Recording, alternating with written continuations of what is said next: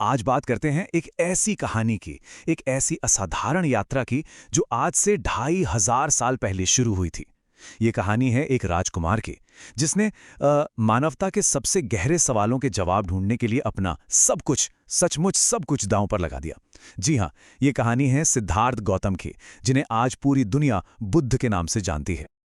यही सवाल यही सवाल इस पूरी कहानी के दिल में है। जरा सोचिए इस बारे में। एक राजकुमार जिसके पास वो सब कुछ था जिसका कोई इंसान सिर्फ सपना देख सकता है।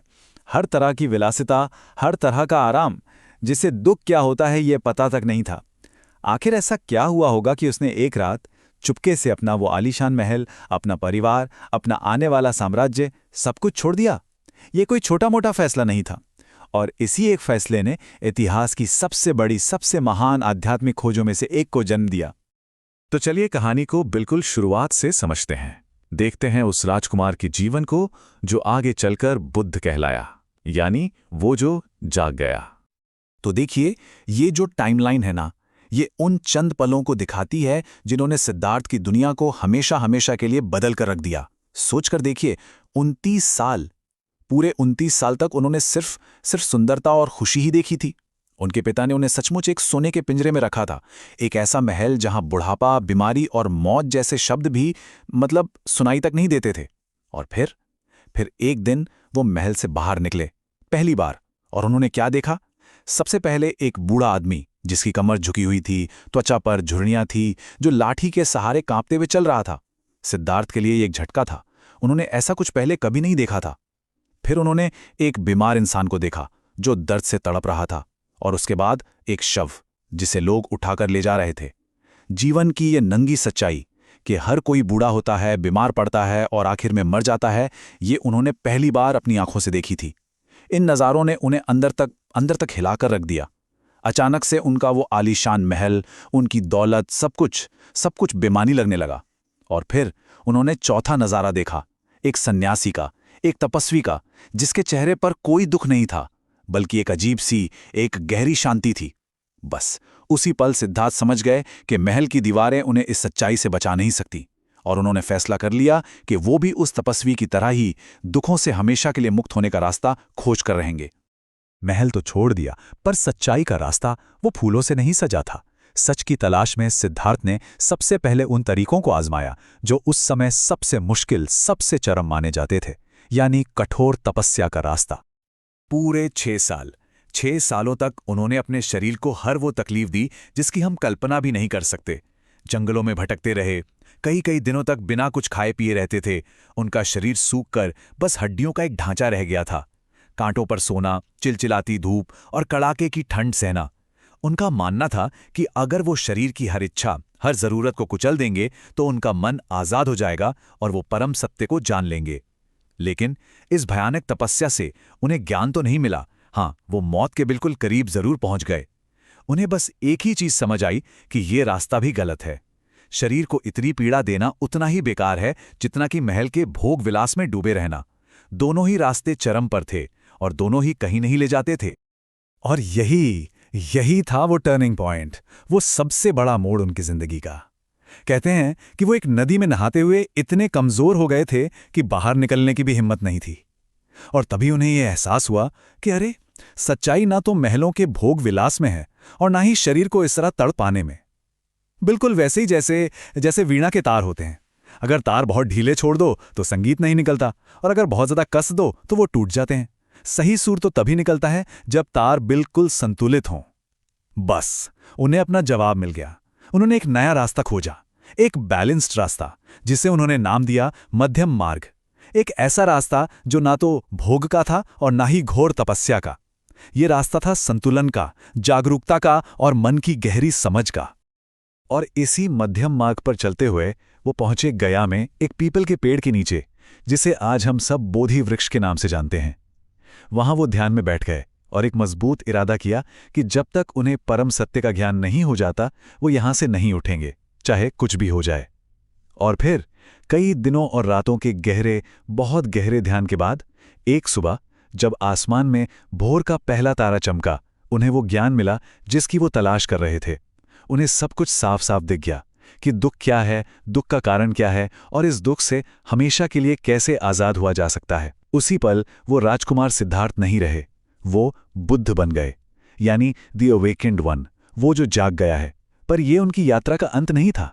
नहीं, ये तो असली शुरुआत थी। अब उनका मकसद सिर्फ अपनी मुक्ति नहीं थी, बल्कि अपने इस ज्ञान को, इस खोज को पूरी दुनिया के साथ बांटना था, ताकि हर कोई दुख से मुक्त हो सके। तो सवाल ये है कि आखिर उन्होंने उस पेड़ के नीचे ऐसा क्या खोजा? उन्होंने उसे नाम दिया धम्म। अब देखिए, ये कोई पूजा पाठ वाला धर्म नहीं है, ये कोई भगवान या किसी किताब पर आधारित रिलीजन नहीं है। धम्म तो एक तरह से नेचर का कानून है, एक यूनिवर्सल ट्रूथ। ये जीवन जीने का एक तरीका है, मन को समझने का एक प्रैक्टिकल साइंस है। बुद्ध ने कहा कि हमारी सारी खुशी, सारा दुख, सब कुछ हमारे अपने मन से ही पैदा होता है। और उन्होंने इसे समझने के लिए 4 सीधी सरल बातें बताईं, जिन्हें 4 आर्य सत्य कहते हैं। पहली बात, जीवन में दुख है, ये एक सच्चाई है। दूसरी बात, उस दुख का एक कारण है, और वो कारण है हमारी इच्छाएं, हमारी क्रेविंग्स, हमारा अटैचमेंट। तीसरी बात, ये अच्छी खबर है कि इस दुख को खत्म किया जा सकता है। और चौथी और सबसे जरूरी बात, इसे खत्म करने का एक प्रैक्टिकल रास्ता भी है, जिसे अष्टांगिक मार्ग या 8 फोल्ड पाथ कहते हैं। मतलब सही समझ से लेकर सही ध्यान तक 8 कदमों का एक पूरा प्रैक्टिकल गाइड। अब हमें ये समझना होगा कि उस समय के भारत के लिए ये बातें कितनी ज्यादा क्रांतिकारी थीं। मतलब बुद्ध सिर्फ किसी व्यक्तिगत मोक्ष या पर्सनल सैल्वेशन की बात नहीं कर रहे थे, वो तो उस वक्त के पूरे सामाजिक और धार्मिक सिस्टम पर, उसके फाउंडेशंस पर सवाल उठा रहे थे। उनकी शिक्षाएं एक तरह से एक बहुत ही शांत लेकिन बहुत शक्तिशाली विद्रोह थीं। और सबसे बड़ी चुनौती उन्होंने दी उस समय की जाति व्यवस्था को। जरा उस समाज की कल्पना कीजिए जहां किसी इंसान की कीमत, उसकी पूरी जिंदगी, उसका भविष्य, सब कुछ इस बात से तय होता था कि उसका जन्म किस परिवार में हुआ है। और उस माहौल में बुद्ध आकर कहते हैं, कोई भी जन्म से ऊंचा या नीचा, ब्राह्मण या शूद्र नहीं होता। इंसान महान या नीच अपने जन्म से नहीं, बल्कि अपने कर्मों से, अपने इरादों से बनता है। ये उस समाज के लिए एक भूचाल जैसा था। उन्होंने हर किसी के लिए, चाहे वो किसी भी जाति का हो, कोई भी लिंग हो, आध्यात्मिक मुक्ति के दरवाजे खोल दिए। ये बराबरी का, इक्वालिटी का एक ऐसा संदेश था जो उस समय किसी ने नहीं सुना था। और उनकी दूसरी क्रांतिकारी शिक्षा थी अनात्मन या नो सेल्फ का सिद्धांत। देखिए, उस समय यह माना जाता था कि हम सबके अंदर एक स्थायी, हमेशा रहने वाली आत्मा है, एक सेल्फ है जो कभी नहीं बदलता। बुद्ध ने आकर कहा कि नहीं, ऐसा कुछ भी नहीं है। उन्होंने कहा कि जिसे हम मैं कहते हैं, वो असल में कोई एक ठोस चीज है ही नहीं। वो तो बस विचारों, भावनाओं, यादों और सेंसेशंस का एक लगातार बहता हुआ एक डायनामिक प्रोसेस है। ठीक एक नदी की तरह। नदी का पानी तो हर पल बदल रहा है, हर पल बह रहा है, फिर भी हम उसे एक ही नदी कहते हैं ना, है ना? बिल्कुल वैसे ही हमारे अंदर कोई एक परमानेंट मैन नहीं है जो हमेशा एक जैसा रहे। और जब ये बात समझ में आ जाती है तो मैं और मेरा वाली जो पकड़ है, जो ईगो है, वो ढीली पड़ जाती है। और हमारे ज्यादातर दुख तो इसी मैं और मेरे की वजह से ही होते हैं। और शायद सबसे हिम्मती, सबसे साहसी बात उन्होंने ये कही कि उनकी बातों पर भी आंख बंद करके यकीन मत करो। उन्होंने साफ साफ कहा, किसी भी बात को सिर्फ इसलिए मत मान लेना क्योंकि वो किसी पवित्र किताब में लिखी है, या क्योंकि वो सदियों से चली आ रही है, या फिर सिर्फ इसलिए क्योंकि वो मैं कह रहा हूं। उन्होंने कहा, उसे खुद जांचो, अपनी तर्क की कसौटी पर परखो, अपने अनुभव से देखो, और जब लगे कि हाँ, ये बात सही है और सबके भले के लिए है, सिर्फ तभी उसे मानो और अपनी जिंदगी में उतारो। ये तो फ्री थिंकिंग और पर्सनल एक्सपीरियंस को दी गई सबसे बड़ी इज्जत थी। वो कोई गुरु नहीं बनना चाहते थे जो हुक्म दे, वो एक गाइड बनना चाहते थे जो लोगों को सिखाए कि अपदीपो भव, यानी तुम खुद अपनी रोशनी बनो। तो सवाल उठता है कि ये सब तो 2500 साल पुरानी बातें हैं। आज की इस तेज रफ्तार जिंदगी में, आज के साइंस और टेक्नोलॉजी के युग में इन बातों का हमारे लिए क्या मतलब है? चलिए देखते हैं। बुद्ध की सबसे गहरी शिक्षाओं में से एक है अनित्यता, यानी इम्परमानेंस। इसका सीधा सा मतलब है कि कुछ भी परमानेंट नहीं है, सब कुछ लगातार बदल रहा है। और सबसे फैसिनेटिंग बात यह है कि आज का मॉडर्न साइंस, हमारी फिजिक्स भी बिल्कुल यही बात कह रही है।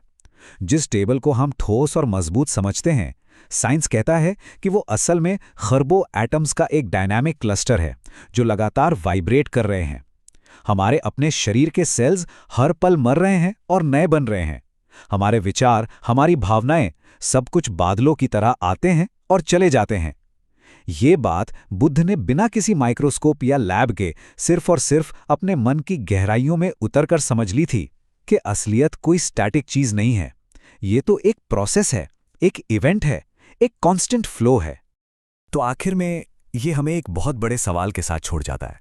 आज की दुनिया में जहां सब कुछ इतनी तेजी से बदल रहा है, हमारी टेक्नोलॉजी, हमारे रिश्ते, हमारा करियर, सब कुछ, ऐसे में अनित्यता पर ये 2500 साल पुरानी सीख हमें क्या दे सकती है? अगर हम इस बात को सच में दिल से मान लें कि कुछ भी हमेशा के लिए नहीं रहता, ना खुशी, ना दुख, ना कामयाबी, ना नाकामी, तो क्या हम बदलाव से डरना छोड़ देंगे? क्या हम हर पल को, चाहे वो अच्छा हो या बुरा, उसे और ज्यादा गहराई से जी पाएंगे? बुद्ध की कहानी सिर्फ इतिहास का एक पन्ना नहीं है, ये एक इन्विटेशन है, हम सबके लिए एक निमंत्रण है अपने ही मन को समझने का और जिंदगी को उसकी पूरी सच्चाई में, जैसी वो है वैसी देखने का।